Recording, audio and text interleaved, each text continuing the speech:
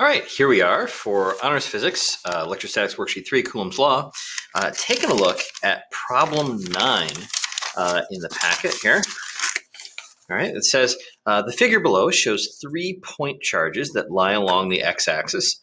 Determine the magnitude and direction of the net electrostatic force on Q1. That's the charge in the middle.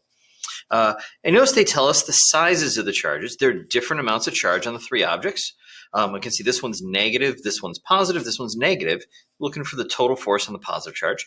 And they give us the distances, the separation distances for the three charges. I'm going to go ahead and copy this diagram onto my page because I like to have the diagram on the page where I do the work instead of flipping back and forth between them. So give me just a second.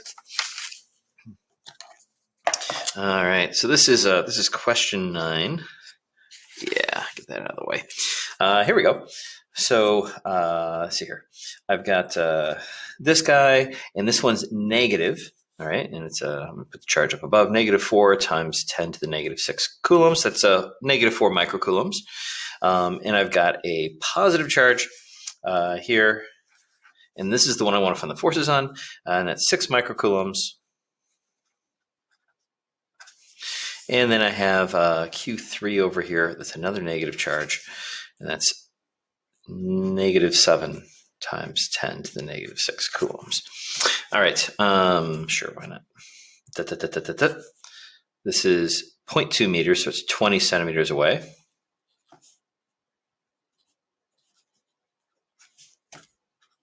And the separation here is 15 centimeters, 0.15 meters. Whoops, is that separation distance there. Alrighty. So we want to know the total force in this one. So what I'm going to say is I'm going to realize we're trying to find the total force and the direction of the total force on this guy. So you say, well, looking at this, negative and positive, those would want to attract.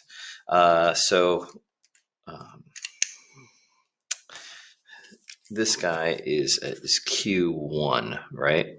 This one is Q3, and this one is Q2. Okay, so negative, positive want to attract, so this guy will be pulled towards that guy. There will be here an electrical force on Q1 by Q2. And then negative, positive, they'll attract, so there'll be an attractive force this way, all right?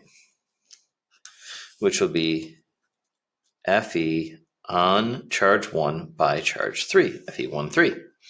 Okay, let's call this the x-axis. You say, hey, if I set up my axes, I'm going to call to the right positive.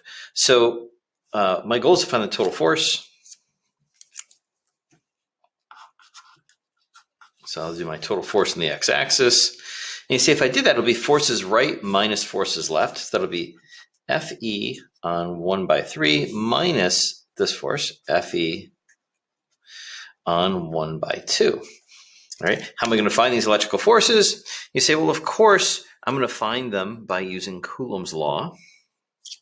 So this total force in the x-axis that I'm trying to find, you say, plugging in my equation, Fe1, 3 is going to be K Q1 times Q3 over that distance between 1 and 3 squared.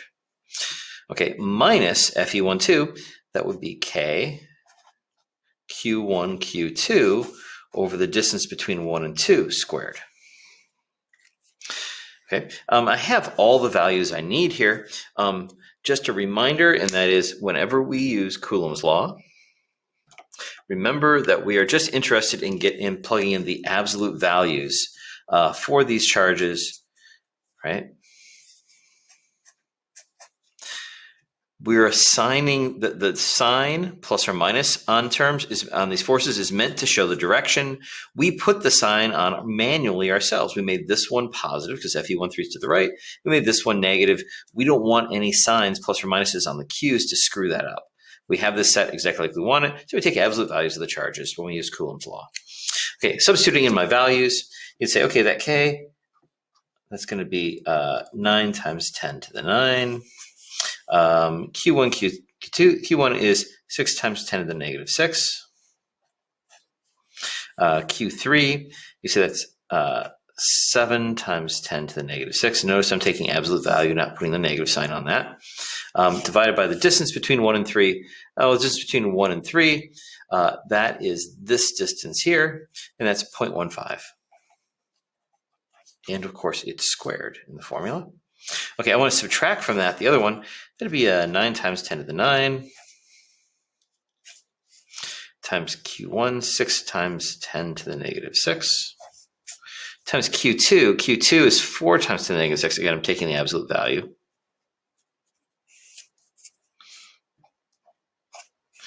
I'm going to divide that by the distance between 1 and 2 squared. That's this 0.2 squared. There we go. Okay, and that's my total force in the X that I'm trying to find. Okay, at this point, I'm going to do a bunch of math. You know me, I like to factor out the powers of 10. So if I did it this way, this would be 9 times 6 times 7 divided by 0.15 squared. And then my powers of 10, 10 to the 9, 10 to the minus 6, 10 to the minus 6, that'll be 10 to the minus 3. Okay, and then subtract from it this other one, 9 times 6 times 4 divided by 0.2 squared times 10 to the minus 6, 10 to the minus 6, 10 to the 9, that's 10 to the minus 3 again. All right, time to plug in the calculator. 9 times 6 times 7 divided by 0.15 squared minus 9 times 6 times 4 divided by 1.2 squared. And what I'm getting out of here when I do those terms in front, I'm getting 16,650 times 10 to the minus 3, such as 16.65 newtons. All right, so it was pointed out to me by someone after I posted this video that when I did my calculation here, and I saw this, I read that as a 1.2 squared instead of, so in other words, I viewed this as being a 1 instead of a left parenthesis.